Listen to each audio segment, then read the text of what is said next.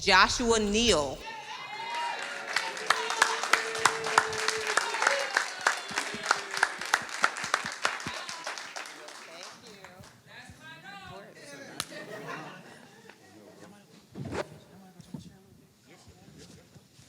Oh, they got you for the camera. They do? Oh, gotta see the face on camera. All right. Sorry about that. So first of all, I just want to say that when I found out that you were going to be one of the guests, I screamed. Literally just screamed. Everybody in the office heard me screaming because I am such a big fan. Thank you. Of what you do. I think you are amazing. I appreciate it. Thank you. And so I'm going to ask you, what you doing now? What am I doing now? I'm glad I'm not up here to sing. I know that much. What am I doing now? Oh, I'm doing a terrible job pitching at HBO. So I've been doing it for a week now. I'm sure you're doing fine. Yeah. Soon they're gonna be like, he doesn't know what the hell he's doing. But that's what I've been up to. What a flex, though. HBO, not. Hey, it's just a pitch. They might see it and be like, next. But come on, a pitch at HBO, Josh. Like, that's kind of what we want to talk about. Like, how does one even dream up going from social media, your phone, to the boardroom of HBO? Like, we talking Game of Thrones, we talking The Wire. Like, come on, like, and you're there. Like, what's that feeling like?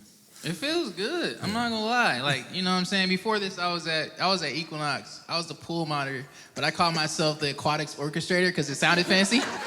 And I was like acting, and the only reason why I took the job is because they allowed me to, I booked this little regional commercial, and my boss saw it. She thought I was like Denzel or something. So I just was like, yeah, it's all around the world. It's global, baby. Like, yeah. So she would let me leave work to go to my auditions, and my talent agency was right across the street, so it worked fine. But I was just back and forth to LA, just trying to make stuff happen, out here. And pandemic came, lost my job. They invited people back. I wasn't one of those people. I understand though. And I started, I downloaded TikTok maybe like three days before the pandemic was like before we were officially on lockdown. And I was like, I can't dance that well to go viral. So I saw people started stripping movie scenes off of YouTube, and they were lip syncing them. So I was like, I could do that. So I started doing that, and people started liking it. Then I started writing, and then I was like, I'm gonna talk to myself in my room and see if people like it. And they liked it. So that's what I've been doing for 2.5 years. So yeah, it's been a blessing though. It feels really good, especially to be from the Bay Area and do it. Cause I'm from Union City, Krispy Kremes, Century 25. Yeah, we a little low key, but we out here. And and I started coming to like Oakland a lot more around like 18, 19 when I was in college.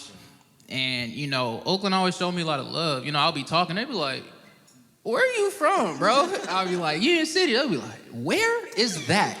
And I'll be like, Krispy Kremes, fam, like, no. So it's been a long road, but it's been great, honestly. Yeah. So you really downplayed, I just talked to the camera. Your stuff is cinematic. It's very involved, the music, just everything about it. Can you tell us about your process? Well, first, I think I turn on Hans Zimmer. He's like this film music composer. I don't know you guys, he's like the greatest. And he's done like Man of Steel, the best. Yeah, my guy. And usually when I listen to really dramatic music, I think of an idea, like a funny situation. Sometimes when even in my very failure of a dating life, there's been times where I'm like, this is serious, but this is so funny. And I'll write it down. But I've always seen that like anything can be on TikTok. Anything can be a person. What's their experience? Like I did the skit with grape soda, orange soda, and Sprite. Like Sprite was like, I'm the guy, bro. Like I got commercials, I got this, I got that. Grapes like orange soda, you're always the last in the cooler. Like, what's your deal? Like, so TikTok, I was just like, there's this whole world of like, I can make this microphone, a character in the TikTok and be like, his breath smelled like tacos and sauce, and it was crazy. Like, but I started to think about like, what's that person's like opinion that doesn't have like a voice. Like, what did they think? You know what I mean? Like, you ever see, like, let's say like on TikTok, I always see people like they have there's like these puppies, like nobody knows where these puppies came from. They're like, it's following me home, and then they just like take it. I would be like, what if he was out chilling and his mom was just like out relaxing and you were just like, I've rescued it, but this whole time he's like, I don't want to be here actually. So like, I just started to think like, let's just make these things like funny. We hope the puppy is happy, like wherever this puppy is. I don't want nobody coming for me, but like, yeah. I started doing stuff like that and toxic stuff. Because people love the You have to see what he's talking about. It sells. It's true. Yeah, it's toxic. With that though, so we started HBO. Now we're talking process. That I imagine one of the pain points, and correct me if I'm wrong, is trying to get them to see and respect your abilities of leveraging, like to give a full arc in a minute. Yeah. It's pretty brilliant. But I imagine the snobs and everybody that's been doing it for a long time is like, that ain't filmmaking, that ain't writing. No, for sure. Right. For sure. So yeah. what's that experience been in trying to pivot and flesh out the stories? Because what's the COVID piece, like that by itself could be a full Netflix series. You know what I'm saying? Yeah. You talking about when they started introducing all the new strands? Right. Yeah. You're just like, all right, goodbye. Like, I think that pivoting is important. Evolving is important. A lot of these skits were just a ladder for me. You know, I've been a writer. I've been an actor for 12 years. I just wasn't really getting anywhere. So I always had like scripts and like short films and a lot of things in my computer. I was just like waiting for the opportunity. So it's always important to me when I talk to like NBC or HBO or just like, I'm not officially talking to HBO yet. I did Black Lady Sketch Show, and the executive producer on HBO had a meeting with me and was like, I love your stuff. And Another flex, come on. And handed me no, seriously, they could see the pitch and be like, terrible. But I think that it's important because it's really just about being like prepared. I've been knew this was gonna happen. I just didn't know when. I've been broke a long time, still broke. You know what I'm saying? But I've been knew it was gonna happen. I just didn't know when. So when these opportunities came, I remember she was telling me like, what do you want to make? We was on set and she was like, what do you want to make? What ideas do you have? And I was like, I got this, I got this, I got this. She's like, which one do you want to make? And I was like, this is my baby. Like this one right here. So we got on a meeting and I had scripts to send off. Like, obviously the ones that they can't steal, you know what I mean? But it was like, I got this, you know what I mean? So like, I think that the difference between creators on TikTok and just like HBO or NBC or Showtime is a budget. It's a budget. There's a lot of talented people, but I do think that it's important to be prepared for when something bigger happens, because eventually they're gonna say, okay, yeah, I know you can talk to yourself in your room for a minute and a half, 2 minutes, but can you give us a script of a realistic situation? Can you still be funny? Or when you send out these audition tapes, can you still be funny with someone else's stuff?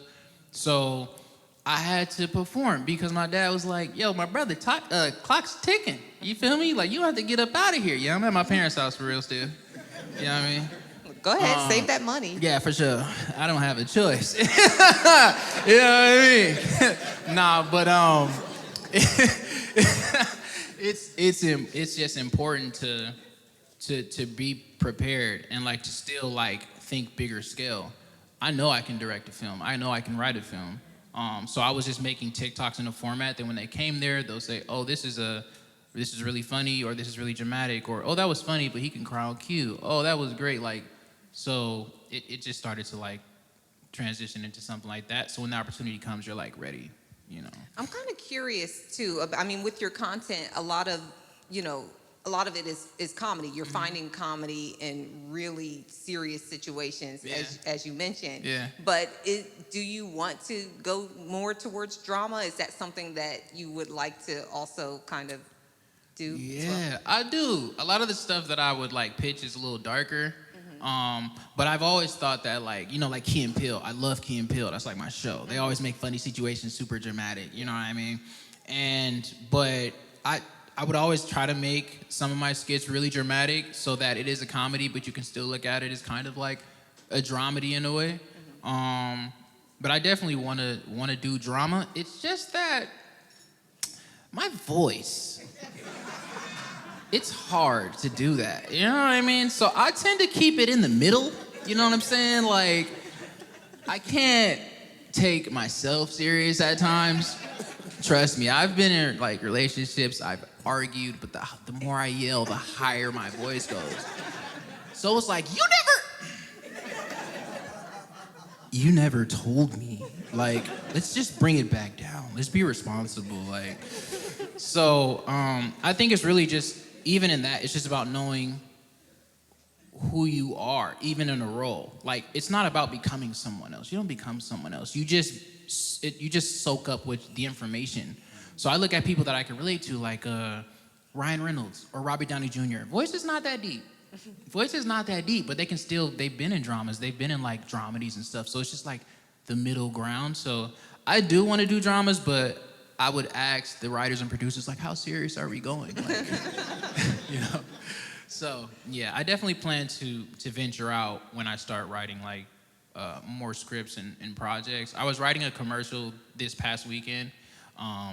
Thankfully, it got canceled because it was about credit. Who knows anything about credit, right?